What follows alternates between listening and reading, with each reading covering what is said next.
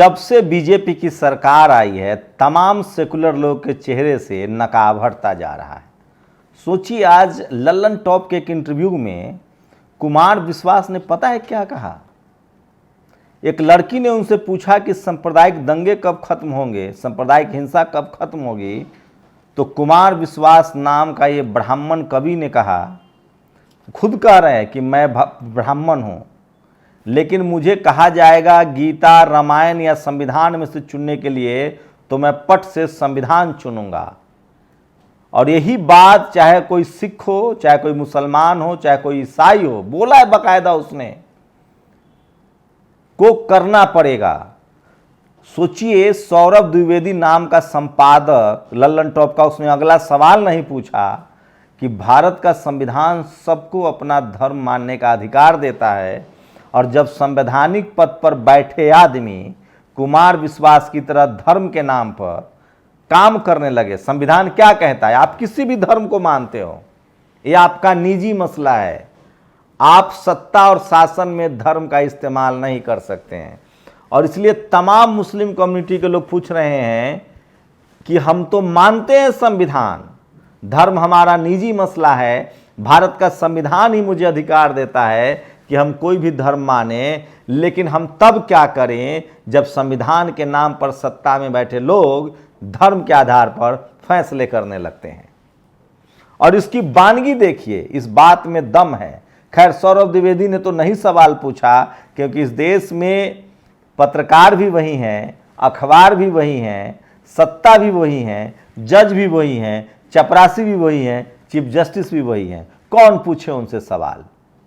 लेकिन आज राष्ट्रपति महामहिम द्रौपदी मुर्मू जी का जन्मदिन है, लोग उनको बधाई भी दे रहे थे, और तमाम सवाल उन्होंने एक भाषण के दौरान पूछा था, और इतना कायदे से पूछा था कि सोचिए, सारे जज बैठे हुए थे वहां पर। राष्ट्रपति महामहिम द्रौपदी मुर्मू ने जो सवाल पूछा वो हिलाने वाला था, झकझोरने वाला था। आप समझिए, उनका जो वो भाषण था वो क्या शानदार भाषण था। उन्होंने पूछा था कि बताइए कि जेलों में जो लोग हैं उनका क्या। महामहिम राष्ट्रपति द्रौपदी मुर्मू जी का जन्मदिन है, सच की बात करने के लिए जो साहस चाहिए वो महामहिम में है।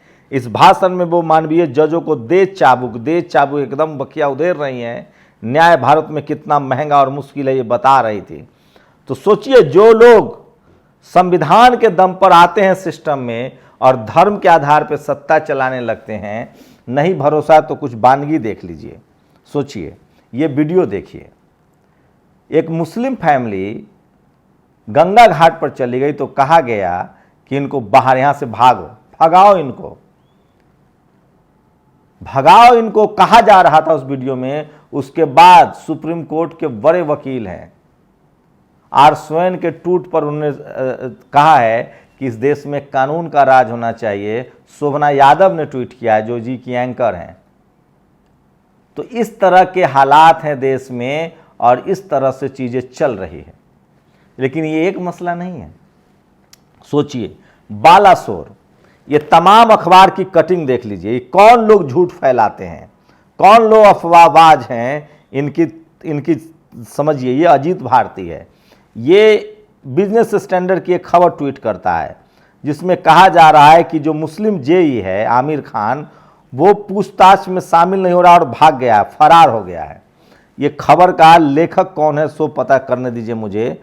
Odisha triple train crash. तो सोचिए किस तरह से ये खबरें लिखी जाती है। इसमें खबर किसने लिखी है उसका तो नहीं पता है, लास्ट में होगा, उसने शेयर नहीं किया है। मैं क्या बताऊं, मैंने इससे पहले भी खबर में बताया कि किस तरह के जनसत्ता के अखबार में झूठ लिखे जा रहे थे। तो सोचिए किस तरह से बालासोर घटने को लेकर तमाम लोग जो ये खबर शेयर कर रहे हैं, खुद पीआर ने कहा है कि ऐसी बात नहीं है, हमारे सारे अधिकारी कर्मचारी सीबीआई जांच में मदद कर रहे हैं। तो सोचिए कौन लोग हिंदू मुस्लिम करा रहे हैं। बालासोर हो गया, गंगा नदी हो गया, अब मध्य प्रदेश में 3 मुस्लिम आरोपियों को घर पर बुलडोजर चलाने, थाना को लाइन अटैच करने की सजा दी गई, गिरफ्तारी भी हो गई। अच्छा हुआ, 1.5 महीने पहले उन्होंने किसी एक शख्स के साथ बदसलूकी की थी, वीडियो बनवाया था, वो वीडियो जारी हो गया। हम लोग यही तो चाहते हैं कि अपराधी जो भी हो उसके साथ, अन्याय करने वाले के साथ कानून सख्त कार्रवाई करे, वहां न धर्म देखा जाए न जाति देखी जाए। लेकिन ऐसा होता है क्या? लोग कह रहे हैं कि ये तीनों आरोपी चूंकि मुस्लिम हैं तो वहां के गृह मंत्री ने भी बयान दे दिया, जैसे बजरंग दल पर लाठीचार्ज हुआ तो पुलिस वाले अटैच हो गए थे, इसी तरह की तेजी बाकी जगहों पर क्यों नहीं दिखाई जाती है? ये सबसे बड़ा सवाल है। सोचिए, मनोज मुंतशिर, जब सेकुलर सरकारें थी तो मनोज मुंतशिर था, जब बीजेपी की सरकार आ गई तो वो शुक्ला हो गया। अब बताइए वो फायदे के लिए हुआ या नुकसान के लिए हुआ? तो ऐसे कुमार विश्वास लोग हों या मनोज शुक्ला और मनोज मुंतशिर हों, चाहे ऐसे मनीष भारती लोग हों, ये सब सेकुलर थे। यहां तक कि बीजेपी के दर्जनों सांसद, एक तो उनका रवि किशन, वो तो कहते थे कि कांग्रेस हमारे खून में है। आचार्य प्रमोद गाए बगाए, उनके पता ही नहीं चलता कि वो कांग्रेस के नेता है कि बीजेपी के नेता है। तो ये हालत है इस देश में, और लगातार मुस्लिम समाज को लगातार परेशान किया जा रहा है, लगातार उनके घर पर बुलडोजर चलाए जा रहे हैं, उनको न्याय नहीं मिल रहा है। सोचिए, जो लोग जुनैद के हत्यारे हैं वो अब तक नहीं पकड़े गए हैं, उन आरोपियों पर अब तक कार्रवाई नहीं हुई, सारे के सारे आरोपियों पर। तो ये कुमार विश्वास से भी पूछा जाना चाहिए था। और इन अखबार वालों को देखिए, रेलवे का पीआरओ कह रहा है कि भैया कोई भगोड़ा नहीं है, लेकिन वन इंडिया, ये बिजनेस स्टैंडर्ड, मैं फिर कह रहा हूं, इस देश के टीवी अखबार पर बिल्कुल भरोसा मत कीजिए। ये लोग एजेंडा चलाता है। पहले ये लोग जाति का एजेंडा चला रहा था, आज भी चला रहा है, अब इसमें धर्म का भी एजेंडा, जब से पिछले 9 साल की सरकार में इनको धर्म भी सूट कर रहा है, तो ये धर्म का भी एजेंडा चला रहे हैं। तो इन टीवी अखबार पर बिल्कुल भरोसा मत कीजिए, और आप अपने तरीके से खबरों को पढ़िए, सोचिए, फैक्ट जुटाइए, और इसमें हो सकता है कि सोशल मीडिया आपको आपकी मदद करे। तो सोचिए, क्या गंगा घाट पर आप जाने नहीं देंगे? और सोचिए उसके में लॉजिक क्या ढूंढा जा रहा है। मक्का का कोई स्क्रीनशॉट लगाया जा रहा है विदेश का, कि ये मुसलमानों के लिए रोड है, ये नॉन मुस्लिम के लिए है, ये मक्का, मतलब मक्का से क्या लेना देना है भाई? पाकिस्तान में क्या हो रहा है उससे क्या लेना देना है? अफगानिस्तान में वो क्या कर रहे हैं उससे क्या लेना देना है? और उससे लेना देना है तो बताओ कि अफगानिस्तान में मुसलमान ही मुसलमान पर जुल्म करता है, भारत में हिंदू हिंदू पर जुल्म नहीं करता है। जाति के नाम पर कौन किसके साथ जुल्म कर रहा है? हम लोग कह रहे हैं कि इस तरह के हिंसा के खिलाफ कार्रवाई हो। सोचिए, तेलंगाना में एक दंपति को डायन बताकर शेड्यूल कास्ट दंपति को मारपीट की गई। यूपी के इटावा में एक शेड्यूल कास्ट शख्स की लिंग काट लिया गया, उनकी गर्भवती पत्नी को मारा गया। ये सब जाति के नाम पर होता है। एनसीआरबी के आंकड़े हैं, ये सब जाति के नाम पर हो रहा है। क्या कुमार विश्वास से नहीं पूछा जाना चाहिए था कि क्या ये लोग भी संविधान नहीं मानते हैं? और आपने कैसे तय कर लिया कि मुसलमान को कुरान और संविधान में कहा जाएगा तो वो संविधान नहीं चुनेंगे? अरे वो संविधान ही उनको अधिकार देता है कि वो अपने कुरान के प्रति भी निष्ठा रखें। जो संविधान आपको अधिकार देता है कि आप भगवत गीता, रामायण के प्रति या ब्राह्मणत्व के प्रति निष्ठा रखें। तो सोचिए, कुमार विश्वास जैसे लोग, जिनका असली चेहरा सामने आने लगा है, ये लोग सत्ता के साथ हैं। ये जिनकी सत्ता आएगी वो उनकी भाषा बोलेंगे। ये कभी लिबरल हो जाएंगे, कभी ये लोग कट्टर हो जाएंगे, कभी हिंदूवादी हो जाएंगे। भारत का संविधान सबको अधिकार देता है कि आप जिस धर्म को चाहे मान सकते हैं। धर्म के आधार पर आपके साथ भेदभाव नहीं किया जा सकता है, जाति के आधार पर भेदभाव नहीं कर सकते हैं। लेकिन सवाल है कि ये सवाल पूछे कौन? ये सवाल है कि ये सवाल पूछे कौन?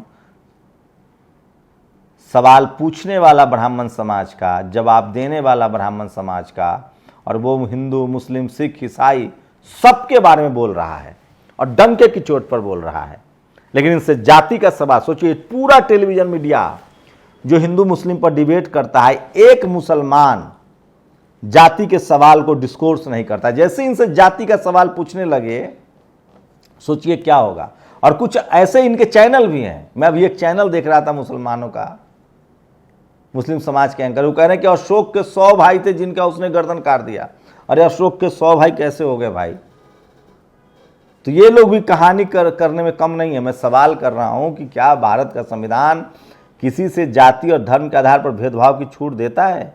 और भारत का संविधान ही फंडामेंटल राइट्स में है कि आपका जो भी धर्म हो आप उसको मान सकते हैं, आप किसी के भी धार्मिक भावनाओं को ठेस नहीं पहुंचा सकते हैं। और भारत का संविधान ही कहता है कि आप कर्मकांड, अफवाह, कर्मकांड, अंधविश्वास के खिलाफ बोल सकते हैं, चाहे वो कोई भी फैलाए। आपकी उपासना अलग है, धर्म अलग है, अफवाह अलग है, कर्मकांड अलग है।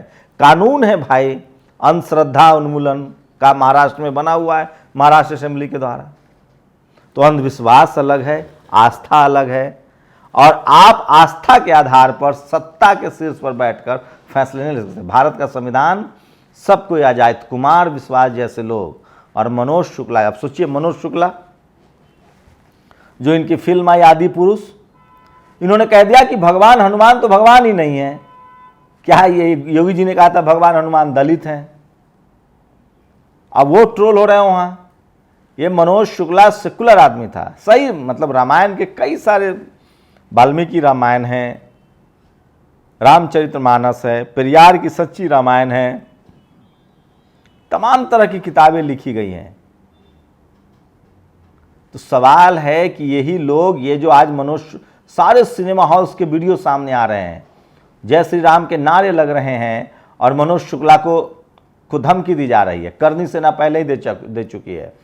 ये मनोज शुक्ला और मनोज मुंशी, यही लोग ऐसे लोगों को बढ़ाते हैं और अब उन्हीं की चपेट में आ गए हैं। कल तक जो हिंदू मुस्लिम के नाम पर मजे ले रहे थे, आज खुद उसकी चपेट में आ गए। लेकिन ये तो माफी मांग के निकल लेंगे, पैसा भी पीट लिए ठीक ठाक। मैं फिर कह रहा हूं, ये कुमार विश्वास जैसे लोग सिर्फ अपना देखते हैं, मनोज शुक्ला जैसे लोग अपना देखते हैं, न इनको इस देश से पड़ी है, न इस देश के नागरिकों से पड़ी है। इनका तो मनोज शुक्ला के मामले में तो है कि इनको धर्म से भी, यही कुमार विश्वास जाके चौड़े होकर पूरे दुनिया भर में प्रोग्राम, दुबई में जाके प्रोग्राम करते हैं हिंदू मुस्लिम की, कभी सरकार के साथ कभी सरकार के खिलाफ। तो ये सब लोग प्रोफेशनल हैं, इनको पैसे से मतलब है, और ये समय समय पर लोगों का इस्तेमाल करते हैं। जो संविधान मानने वाला होगा वो किसी के धर्म के खिलाफ नहीं जाएगा, किसी के साथ धर्म, एक झटके में कुमार विश्वास ने कह दिया कि मैं संविधान चुनूंगा, लेकिन बाकी लोगों को सोचिए क्या चुनेंगे। कैसे, आप कैसे कह सकते हैं? इस देश में रहने वाला हर आदमी संविधान को मानता है, और उन लोगों का क्या करें जो संवैधानिक, हम लोग इकोनॉमिक वीकर सेक्शन का आरक्षण आ गया, आप सुप्रीम कोर्ट में चैलेंज दे रहे हैं, रोज यहां लोग आरक्षण को गाली देते हैं, संवैधानिक प्रावधानों को गाली देते हैं। तो मैं फिर कह रहा हूं कि इस टीवी अखबार से सावधान रहिए और देखिए कि सवाल पूछने वाला कौन है और जवाब देने वाला कौन। मैं गया, मैंने सतपाल मलिक साहब का इंटरव्यू किया, मैंने उनसे पूछा कि 370 हटाने में आपकी सबसे बड़ी भूमिका है, आप आज भी उस पर खुश हैं? तो जब आप उस समय खुश थे संवैधानिक अधिकारों को लेकर, तो किसानों को लेकर बिल आया था, वो भी तो संविधान संसद में बिल बना था। तो जो आपको सूट कर रहा है, आपके समाज को सूट कर रहा है वो ठीक, और आपके समाज को नहीं सूट कर रहा है तो ठीक। तो पत्रकार का काम होता है हर तरह के सवाल पूछना, लेकिन घालमेल तब होता है जब पूरे टीवी का स्क्रीन देखेंगे तो एक झा, एक शुक्ला, एक तिवारी, एक मिश्रा, एक महेश्वरी होते हैं, चित्त भी उनकी, पट भी उनकी। मुझे तो कई बार टीवी पर लगता है कि सपा का प्रवक्ता हो या आरजेडी का प्रवक्ता हो या बीएसपी का प्रवक्ता हो या जेएमएम का प्रवक्ता हो, सब झा, वर्मा, शर्मा जी ही रहते हैं और सब एक लाइन पर बोल रहे होते हैं। ये सब कुछ 2024 से पहले तैयारी की जा रही है, धर्म के नाम पर एक बार फिर से चुनाव हो। सवाल आपके लिए है कि आपके लिए क्या है? धर्म आपका निजी रास्ता है, संविधान से देश चल रहा है, और किसी के साथ संविधान कहता है कि आप जाति धर्म के आधार पर भेदभाव नहीं कर सकते हैं। तो लगातार मुस्लिम समाज को क्या लगता है आप लोगों की, मुस्लिम समाज के लोगों को कटघरे में खड़ा किया जा रहा है? वो जब आरोपी होते हैं, चाहे वो हत्या के मामले में हो, चाहे मारपीट के मामले में हो, चाहे गाली गलौज के मामले में हो, चाहे वो सरकारी कर्मचारी ही क्यों ना हो, क्या पूरी मीडिया उनके खिलाफ भेदभाव करती है? कोरोना में उनकी कम्युनिटी को डाल दिया गया। और क्या जब वही सारे आरोप दूसरे धर्म के लोगों पर लगते हैं या सो कॉल्ड उच्च जातियों पर लगते हैं, तब क्या वो सारे नियम कानून खत्म हो जाते हैं? ये सबसे बड़ा सवाल है। भारत का संविधान कहता है कि किसी की भी, सबको अपनी उपासना की स्वतंत्रता है, उसके आधार पर भेदभाव करना ठीक नहीं है। जिस तरह से इस देश में संविधान ने बहुत तीखे शब्दों में कहा है कि जाति आधारित व्यवस्था खत्म होनी चाहिए, जाति के आधार पे आप किसी के साथ भेदभाव नहीं कर सकते हैं। शुक्रिया। नेशनल दस्तक की आपसे गुजारिश है कि अगर इसको बचाना चाहते हैं तो नेशनल दस्तक को सब्सक्राइब करने के लिए रेड कलर के सब्सक्राइब बटन को दबाएं, फिर बेल आइकन की घंटी दबाएं। नेशनल दस्तक को बचाने के लिए बहुत जरूरी है कि हर खबर को शेयर करें, लाइक करें, कमेंट जरूर करें।